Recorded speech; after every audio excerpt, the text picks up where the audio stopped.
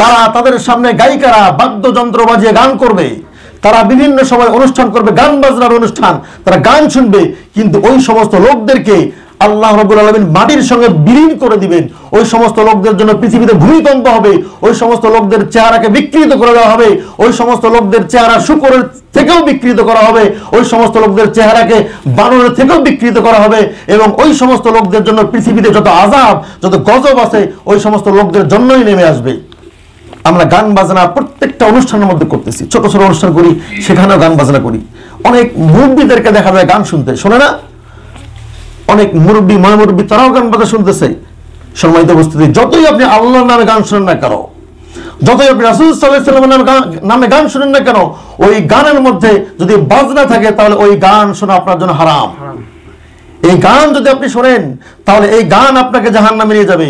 এই গান শোনার কারণে আপনার কানের মধ্যে গলিত সীসাকে ঢেলে দেওয়া হবে। আজকে আপনি আপনার কানের মধ্যে একটা কুটা ঢুকলে আপনি সহ্য করতে পারেন না, কিন্তু আপনার কানের মধ্যে যখন গলিত সীসাকে ঢেলে দেওয়া হবে তখন আপনি কিভাবে সহ্য করবেন সেটাকে? সম্মানিত উপস্থিতি, অনেকেই বলে যে গান হচ্ছে আত্মার খোরাক, গান শুনলে আমাদের হৃদয়ে প্রশান্তি লাভ করে, অনেকেই বলে। কিন্তু আল্লাহ রাব্বুল আলামিন গান প্রসঙ্গে, এই মানুষের আত্মার প্রশান্তি প্রসঙ্গে পবিত্র কোরআনুল কারীমের মধ্যে আয়াত নাজিল করে দিয়েছেন। তিনি বলে দিয়েছেন যে ইন্নামাল মুমিনুনা ইযা যুকিরাল্লাহু ওয়াজিলাত কুলুবুহুম।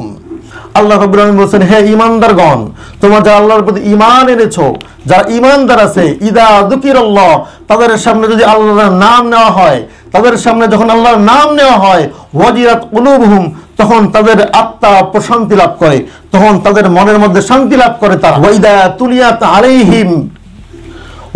তুলিয়াত আলাইহিম আয়াতুহু যাদাতহুম ঈমানা ওয়া আলা রাব্বিহিম ইয়াতাওয়াক্কালুন। আর যখন তুলিয়াত আলাইহিম, যখন তেলাওয়াত করা হয় আয়াতুহু, কোরআনুল কারীমের আয়াত ওই সমস্ত মুমিনদের সামনে তেলাওয়াত করা হয়, তখন তাদের ঈমান বেড়ে যায়, তখন তাদের আল্লাহ ভীরুতা বেড়ে যায়, তখন তাদের পরহেজগারিতা বেড়ে যায়, তখন তাদের ঈমান শক্ত হয়, ঈমানদারিত্ব তাদের বেড়ে যায়।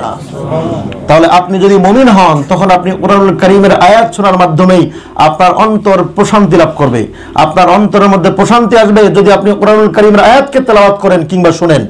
সম্মানিত উপস্থিতি, এই গান বাজনার কারণে পৃথিবীতে যত গজব আছে, এই সমস্ত গজব পৃথিবীতে নেমে আসে এই গানের কারণে, এই বাজনার কারণে। রাসূল সাল্লাল্লাহু আলাইহি ওয়াসাল্লাম বলে দিয়েছেন, খুব বেশি দিন নয় যে পাহাড়গুলো নড়ে উঠবে, এই জমিন কেঁপে উঠবে। রাসূল সাল্লাল্লাহু আলাইহি ওয়াসাল্লাম বলছেন, এরপর আল্লাহ রাব্বুল আলামিন পবিত্র কোরআনুল কারীমের মধ্যে বলে দিয়েছেন সূরা জিলজালের মধ্যে যে ইদা যুলজিলাতিল আরদু জিলজালাহা, যখন পৃথিবী প্রবল কম্পনে প্রকম্পিত হবে, যখন পৃথিবী প্রবল কম্পনে প্রকম্পিত হবে, ওয়া আখরাজাতিল আরদু আসকালাহা, এবং মাটি, এই মাটির ভিতরে যাহা কিছু আছে সমস্ত কিছুকে মাটি বের করে দিবে। এই মাটির ভিতরে যত লাশ আছে, লাশগুলোকে বের করে দিবে।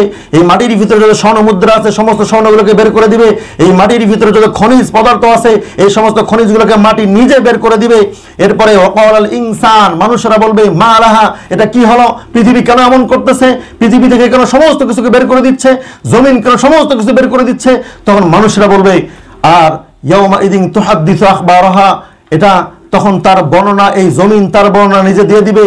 তারপর বিআন্না রাব্বাকা ওয়াহালাহা, সে বলবে আমি এটা করব, জমিন এটা করবে, এজন্য করবে। এই জমিনের রব তাকে নির্দেশ দিয়েছে, তুমি তোমার ভিতরে যাহা কিছু আছে এই সমস্ত কিছু তুমি তোমার মাটির ভিতর থেকে বের করে দাও, তখন মাটি সব কিছুকে বের করে দিবে।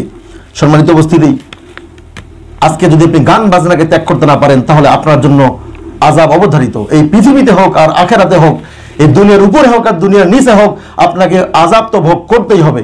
এর জন্য আজকে থেকে আমার নিয়ত করবেন, এই যুবক ভাইয়েরা যারা আছেন আজকে থেকে নিয়ত করবেন, কোনো ধরনের পিকনিক অনুষ্ঠান করলে এই গান বাজনা শুনবেন না, কোনো ধরনের বিয়ে শাদীর অনুষ্ঠান করলে এই গান বাজনা শুনবেন না।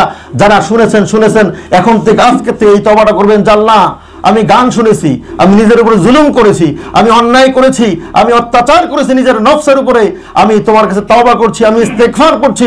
আজকের থেকে আমি কখনো গান শুনবো না, আজকের থেকে আমি কখনো বাদ্যযন্ত্রের কোনো জিনিস শুনবো না, আজকে থেকে কখনো আমি ভিডিও ডান্স দেখবো না, আমি কখনো সিনেমা, অশ্লীল সিনেমা দেখবো না, আমি কখনো পিকনিকের মধ্যে গান বাজাবো না, কোনো বিয়ের মধ্যে গান বাজাবো না। এই নিয়তটা করা যাবে ইনশাআল্লাহ। আল্লাহকে বলবেন যে আল্লাহ, তারপরেও আপনি কিয়ামতের ময়দানে আপনি আমার কানের মধ্যে এই গলিত সীসাকে ঢালবেন না, আপনি আমাকে মাফ করে দেন, আপনি আমাকে ক্ষমা করে দেন। আল্লাহর কাছে আপনি এই ক্ষমা চান, আল্লাহ রাব্বুল আলামিন আপনাকে ক্ষমা করে দিবেন।